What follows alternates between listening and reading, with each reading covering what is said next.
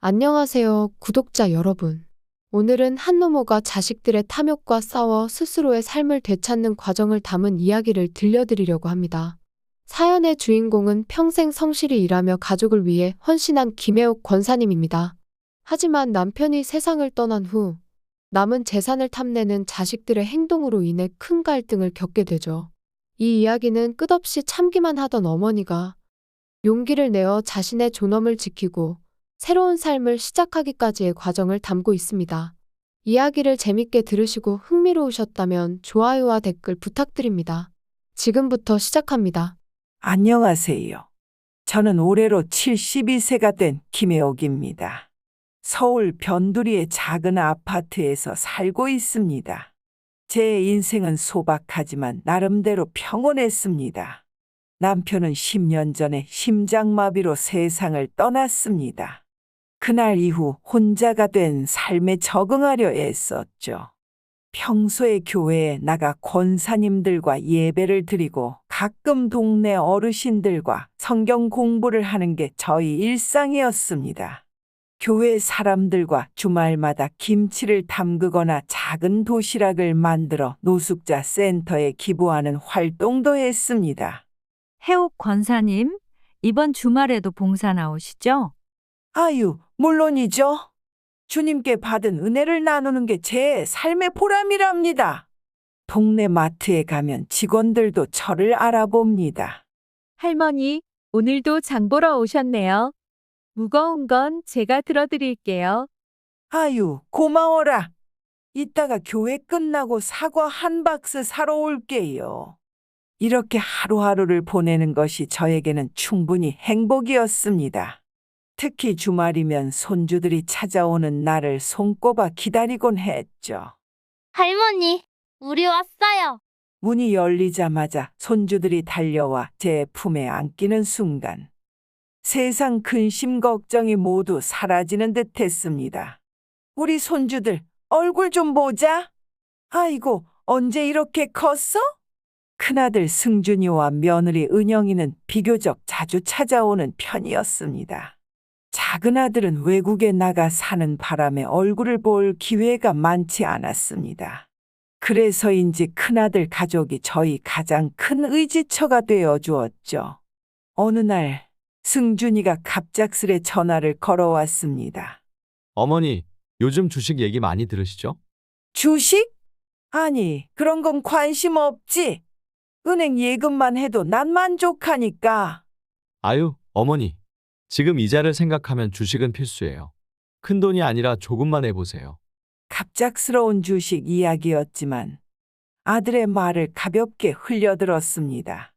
사실 저는 남편과 함께 차곡차곡 모은 돈으로 어렵게 이 아파트를 마련했기에 조금이라도 재산을 잃을까 두려웠습니다. 남편도 살아있었다면 절대 이런 이야기를 반기지 않았을 겁니다. 며칠 후 승준이가 가족들과 함께 집에 찾아왔습니다. 어머니, 이번에 저희가 좋은 소식을 가져왔어요. 뭐야? 갑자기 무슨 좋은 소식이냐? 승준이는 얌전하게 미소를 지으며 말을 꺼냈습니다. 요즘 실버타운이 인기라면서요. 어머니도 들어보셨죠? 실버타운? 네. 어머니 같은 분들이 거기 가서 친구도 많이 사귀고 훨씬 편하게 지내신대요. 저는 순간 웃음이 나왔습니다. 그런 데는 돈도 많이 들 텐데 난 지금 사는 곳도 충분하다. 어머니, 이 아파트도 팔고 가시면 되죠. 요즘 가격도 많이 올랐다면서요. 그 순간 마음속 어딘가에서 묘한 불편함이 일었습니다. 내가 모르는 사이에 우리 집을 이렇게 쉽게 계산하고 있었다니. 얘들아, 난 지금이 좋아. 그리고 교회도 가까워서 나가기도 편하고. 어머니, 요즘 같은 세상엔 더 안전한 곳으로 가시는 게 좋죠. 교회분들도 실버타운에 사는 분들 많으시다면서요. 며느리 은영이까지 거들자 마음 한구석이 어색했습니다. 이 집이 그리고 이곳에서의 삶이 나에게 얼마나 소중한데. 그날 밤 남편의 사진을 바라보며 마음을 추슬렀습니다. 여보, 이 집에서 참 많은 시간을 보냈지. 당신이 떠난 뒤에도 난 이곳에서 당신과의 추억을 간직하며 지내고 있어요. 다음 날 교회에 나갔을 때도 저는 마음이 복잡했습니다. 권사님들이 실버타운 이야기를 꺼내며 칭찬을 했습니다. 해옥 권사님 정말 좋다더라고요. 친구들도 생기고 활동도 활발하고. 그러게요. 저도 생각은 있지만 아직은 여기가 더 편하네요. 저는 마냥 웃어넘겼지만 마음속엔 불안한 기운이 가득했습니다. 그날 이후 아들과 며느리는 점점 더 자주 실버타운 이야기를 꺼냈습니다. 처음엔 저를 위한 조언이라 생각했지만 시간이 갈수록 말투와 태도에서 이상한 점이 느껴졌습니다. 어머니, 실버타운은 요즘 다들 좋다고 하더라고요. 한번 구경이라도 가보세요. 난 그런데 필요 없다고 했잖니. 지금 있는 곳이 나한텐 딱 좋아. 아들은 살짝 한숨을 쉬며 말했습니다. 요즘은 혼자 사시는 게 위험하기도 하고 어머니도 더 안전한 곳으로 가셔야죠. 그 말을 듣는 순간 저는 속에서 작은 불편함이 올라오는 것을 느꼈습니다. 하지만 표정은 바꾸지 않았습니다. 안전한 곳이라니, 내가 여기서 그렇게 위험하게 살고 있니? 아파트에도 경비원이 있는데. 그게 아니라 요즘은 이런저런 사건도 많고 어머니가 너무 혼자 계시는 게 걱정돼서요. 며칠 후 승준이가 다시 집에 찾아왔습니다. 이번에는 실버타운의 홍보 책자를 들고 왔습니다. 어머니, 이건 제가 추천받은 곳인데 정말 좋아 보이더라고요. 책자 속에는 푸른 정원과 현대식 건물 그리고 밝은 웃음을 띤 어르신들의 사진이 담겨 있었습니다. 며느리는 그걸 가리키며 말을 보탰습니다. 어머님, 보세요. 여기 운동시설도 잘 돼 있고 식사도 고급스럽게 나오고요. 어머님이 이런 데서 사시면 더 건강하게 지내실 수 있어요. 건강은 내가 지금도 충분히 잘 챙기고 있는데 굳이 이런 곳에 가야 할 이유는 없지 않니? 아니, 어머님. 아파트 가격도 요즘 많이 올랐다고 하니까 지금이 좋은 기회예요. 그들이 하는 말은 점점 더 현실적으로 들렸습니다. 하지만 저는 속으로 점점 더 강한 불신이 쌓여갔습니다. 이들의 말이 나를 위한 진심이라기보다는 자신들의 이익을 위한 속셈 같았습니다. 그날 밤, 저는 남편의 사진을 바라보며 혼잣말을 했습니다.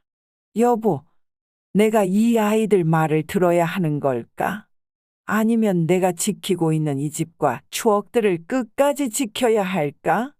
며칠 후, 승준이는 이번엔 주식 이야기를 꺼냈습니다. 어머니, 요즘 은행 이자가 얼마나 낮은지 아세요? 예금은 이제 답이 아니에요. 나는 예금으로도 충분히 만족하고 살고 있다. 아유, 어머니. 요즘은 다들 투자하는 시대예요. 안전하게 시작할 수 있는 방법도 많고 제가 다 알아봐 드릴게요. 그날 대화 이후 며느리는 저를 설득하려는 말을 더 많이 꺼내기 시작했습니다. 어머님, 요즘 교회 권사님들도 다들 주식하신다면서요. 우리도 다 관리해 드릴 테니까 걱정하지 마세요. 난 그런 거 필요 없다고 했어. 너희가 왜 자꾸 이러는지 모르겠다. 그들의 태도는 점점 더 노골적으로 변해갔습니다. 어느 날 승준이가 집에 왔을 때는 아예 계약서를 들고 나타났습니다. 어머니, 제가 알아봤는데 이건 진짜 괜찮은 조건이에요. 어머니가 도장만 찍으시면 돼요. 뭐? 이게 또 뭐야? 왜 내가 이런 걸 해야 하니? 어머니, 요즘 아파트 가격이 최고로 올랐잖아요. 지금 팔고 실버타운 가시면 딱이에요. 승준아, 이 집은 내 아버지와 내가 어렵게 마련한 집이야. 내가 떠나고 싶지도 않고 팔 생각도 없어. 그들의 태도는 점점 더 강압적으로 변했습니다. 어머님, 요즘 다들 이렇게 미리 정리하신다니까요. 나중에 후회하시면 어떡하려고요? 후회라니, 내가 지금 뭘 후회해야 한단 말이냐? 며느리 은영이는 차분한 어조로 끼어들었습니다. 어머님, 이러시면 저희도 곤란해요. 요즘 경제 상황이 어떤지 아시잖아요. 어머님께서 도와주시면 저희도 숨통이 트일 것 같아요. 내가 너희를 도와준다고 해서 내가 힘들어야 한다는 이유는 없잖니? 그날 밤, 저는 아파트 복도에서 작은 소란을 들었습니다. 이웃 중 한 분이 조용히 제게 다가와 말을 걸었습니다. 해옥 권사님, 요즘 큰아드님과 며느리분이 자주 다녀가시던데 무슨 일 있으신 거예요? 아니요, 그냥 조금 의견이 안 맞는 게 있어서요. 혹시라도 무슨 일 생기시면 저희가 도와드릴게요. 걱정 마세요. 이웃의 따뜻한 말이 한편으론 안심이 되었지만 제 마음 한구석에는 불길함이 떠오르기 시작했습니다. 며칠 후 아들과 며느리는 더욱 강압적인 태도로 변했습니다. 어느 날 승준이가 전화로 말했습니다. 어머니, 이제 더 미루지 말고 결정하세요. 집 정리 안 하면 나중에 정말 후회하실 거예요. 승준아, 내가 왜 자꾸 이러니? 내가 이 집에서 얼마나 오랜 시간을 보냈는지 너도 알잖아. 어머니, 저희도 지금 상황이 어려워요. 조금이라도 빨리 정리하시는 게 어머니한테도 좋잖아요. 그들의 말은 더 이상 설득이 아니라 강요처럼 들렸습니다. 그날 오후 현관문 비밀번호가 바뀐 것을 발견했습니다. 경비실에 물어보니 아들이 요청했다는 답변이 돌아왔습니다. 안전을 위해서라고 하시던데요. 아들이요? 내가 부탁한 적 없는데요. 그 순간 온몸이 서늘해졌습니다. 며칠 뒤 승준이와 은영이가 집에 들이닥쳤습니다. 이번에는 은행 대출 서류를 들고 나타났습니다. 어머니, 이건 제가 알아본 대출 조건이에요. 집을 담보로 잡으면 충분히 이자도 감당 가능하시고요. 뭐라고? 내 집을 담보로 대출을 받으라고? 요즘은 다들 이렇게 해요. 재산을 잘 활용해야죠. 어머니가 가만히 두면 손해예요. 그들의 말은 점점 더 이해할 수 없는 방향으로 흘러갔습니다. 그날 밤 저는 스스로에게 다짐했습니다. 이대로 놔둘 수는 없어. 내가 나를 지키지 않으면 안 돼. 다음 날 저는 교회 목사님을 찾아갔습니다. 목사님은 제 이야기를 듣고 한참을 고민하시더니 말했습니다. 권사님, 가족이라고 해서 무조건 참을 필요는 없습니다. 때로는 본인을 지키는 게 가장 중요할 때도 있어요. 그 조언이 제게 큰 용기를 주었습니다. 며칠 후 저는 사회복지관을 찾아가 자문을 구했습니다. 복지사는 심각한 표정으로 말했습니다.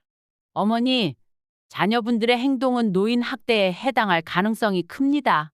증거를 모으시는 게 가장 중요해요.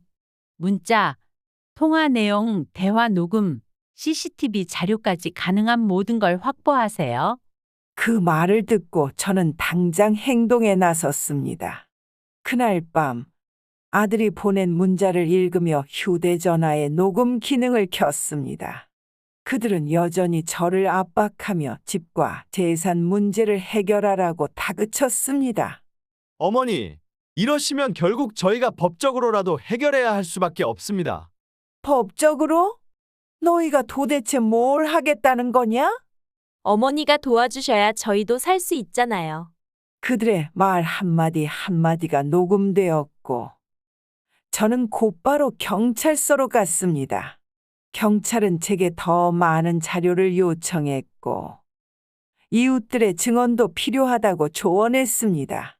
이웃들에게 도움을 요청하자 많은 분들이 흔쾌히 나서 주었습니다. 어머님, 그날 며느리분이 복도에서 큰 소리로 얘기하는 걸 들었어요. 필요하면 증언해 드릴게요.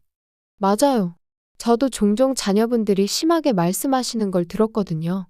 며칠 후 저는 변호사를 만나 고소장을 작성했습니다. 변호사는 제게 말했습니다. 어머니, 충분히 승산이 있습니다. 이 자료들로 자녀분들의 행동을 입증할 수 있습니다. 그 말에 저는 비로소 안도했습니다. 하지만 승준이와 은영이는 이 사실을 알고 더욱 과감한 행동을 시작했습니다.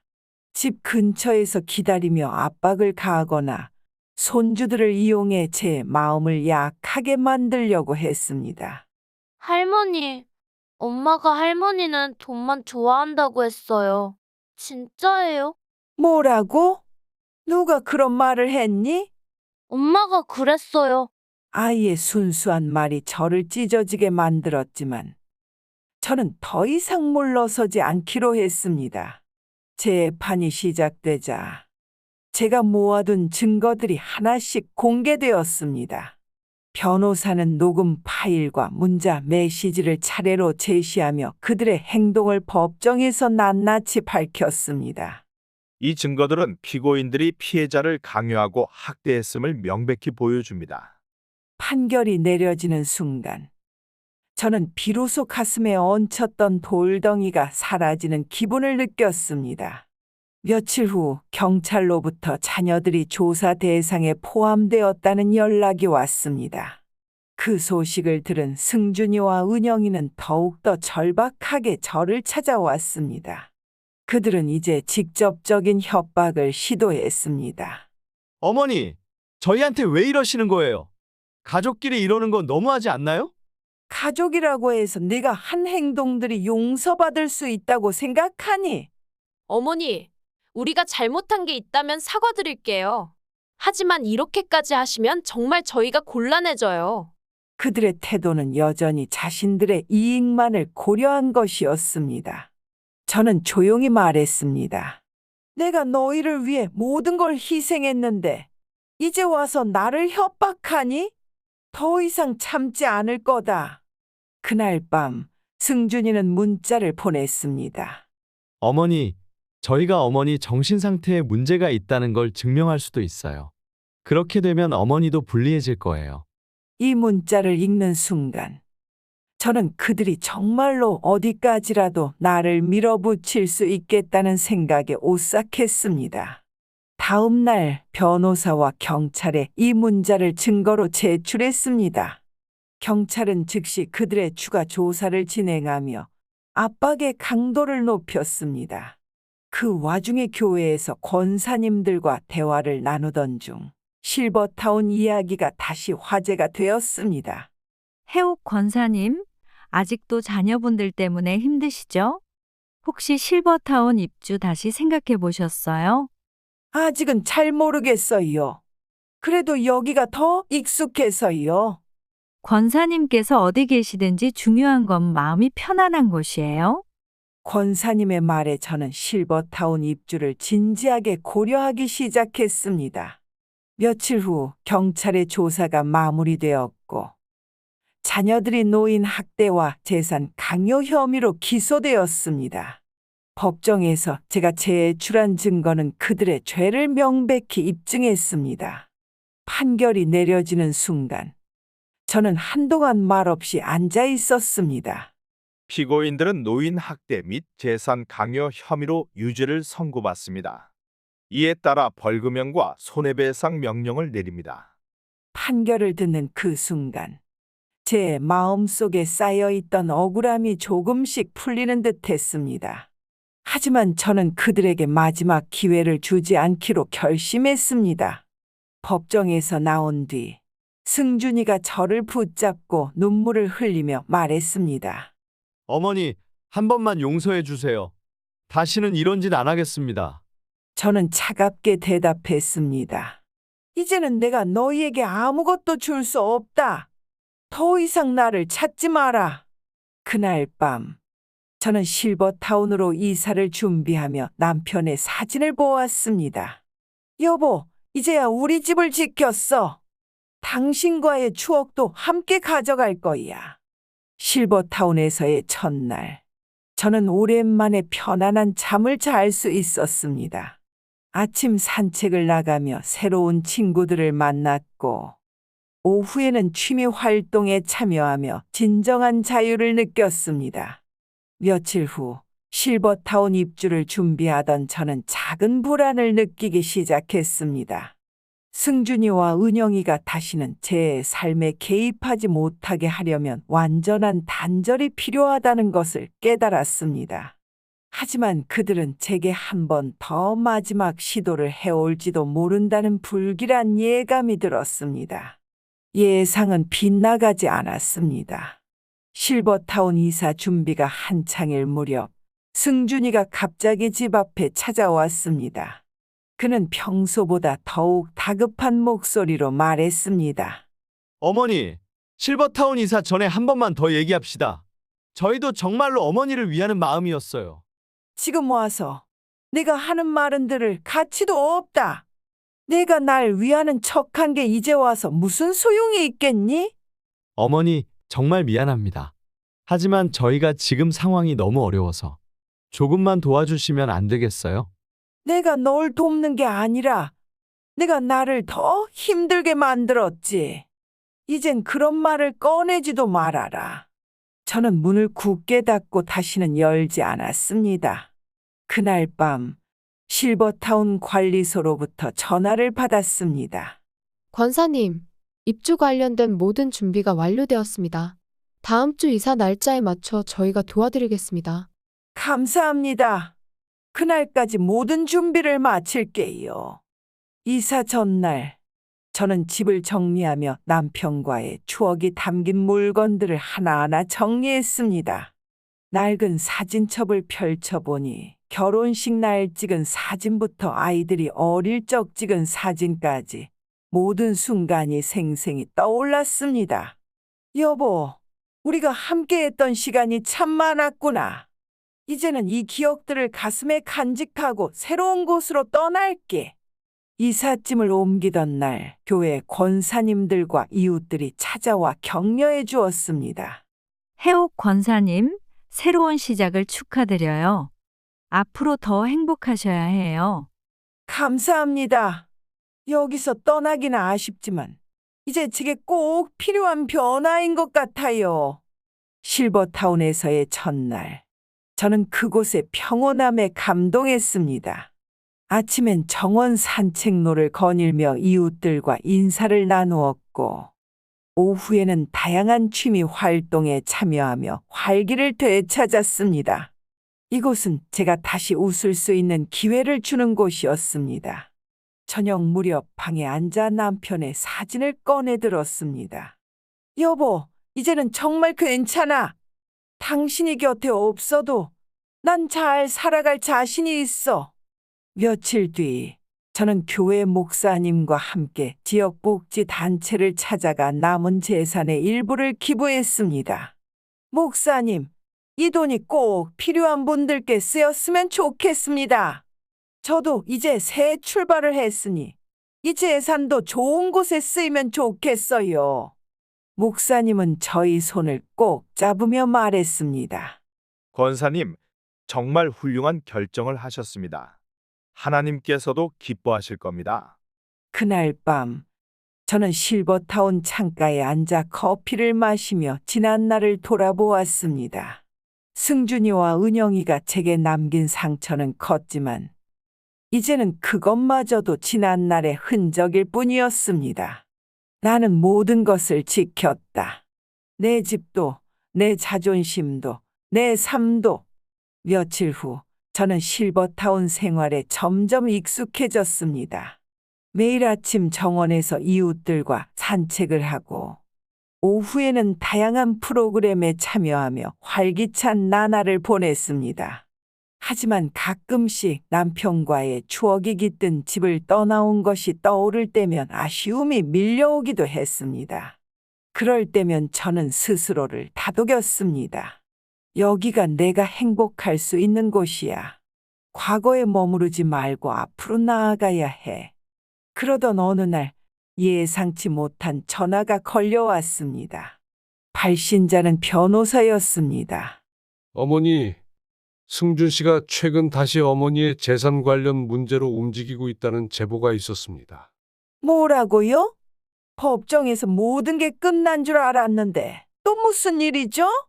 현재는 아직 명확한 움직임은 없지만 다른 방법으로 어머니께 접근하려 할 가능성이 큽니다.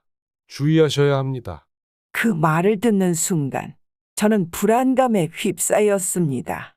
그들이 다시 나를 괴롭히려 한다면 이번에는 어떤 수를 쓸지 짐작할 수 없었습니다.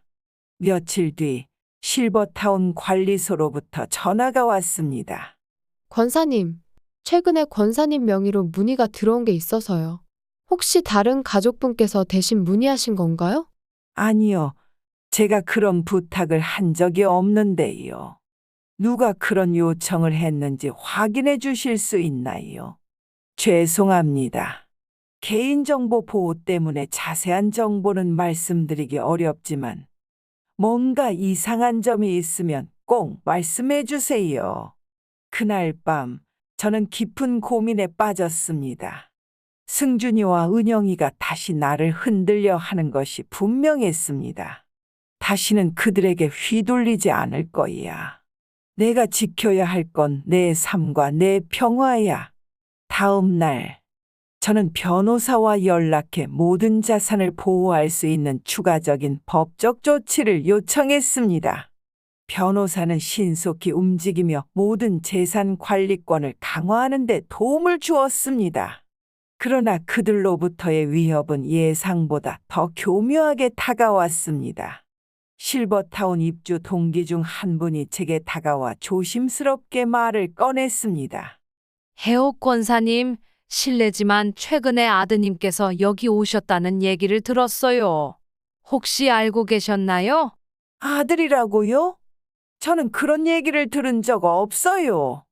저도 확실한 건 아니지만 관리소 쪽에서 뭔가 문의를 받았다는 얘기를 들었어요.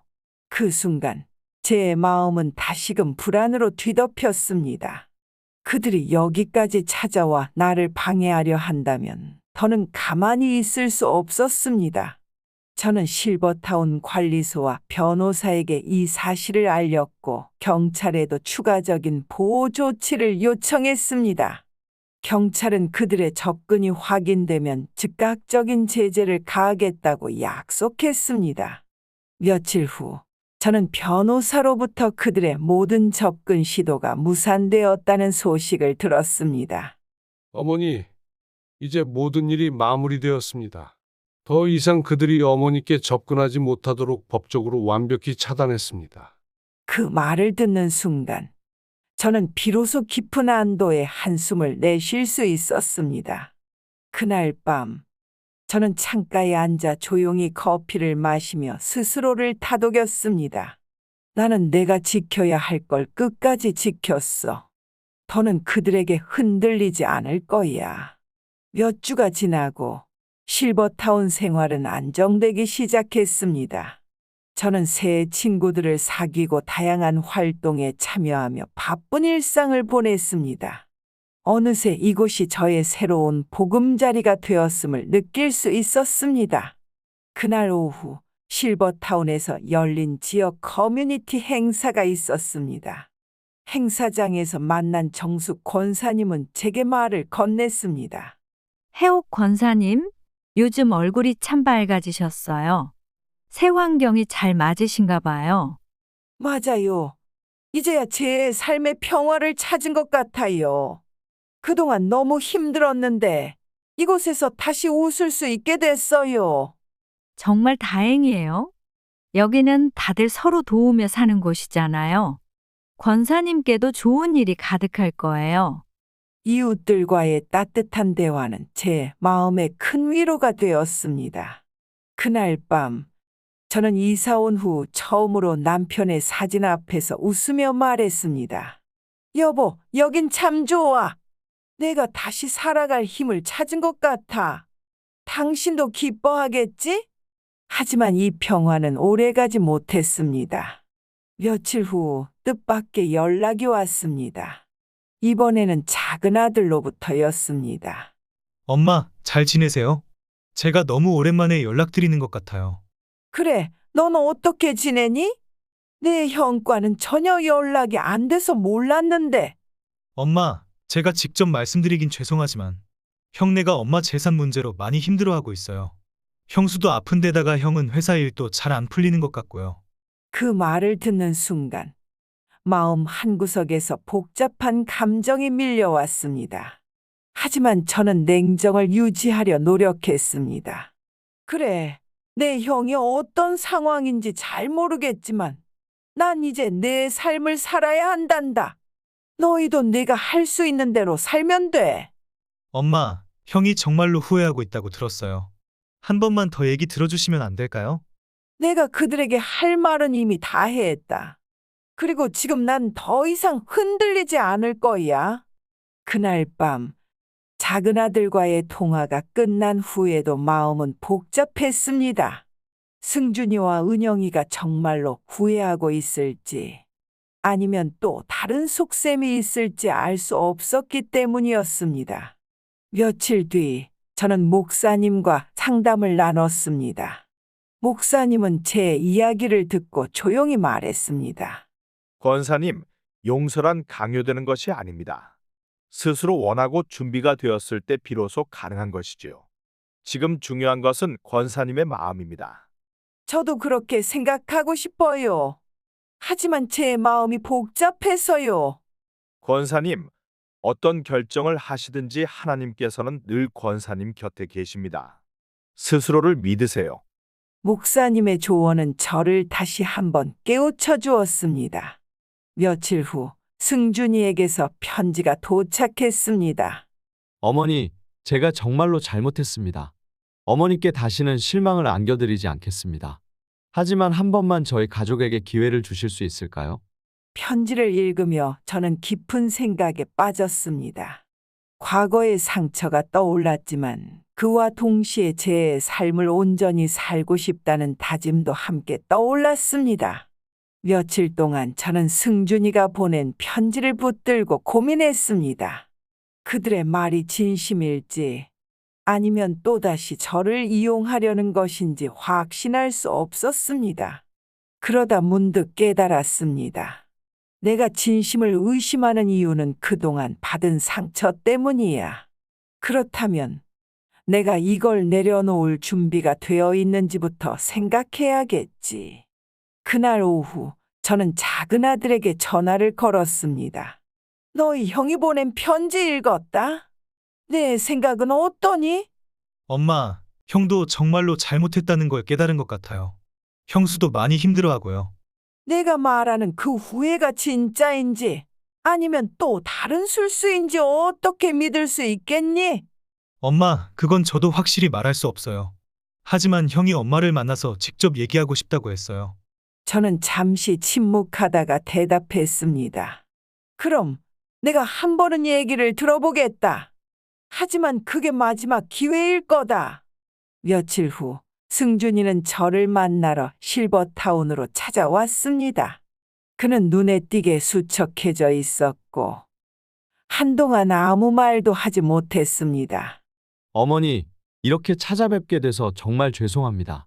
무슨 얘기를 하려고 왔는지 말해보렴. 그는 조용히 고개를 숙이고 말을 이어갔습니다. 제가 정말로 잘못했습니다.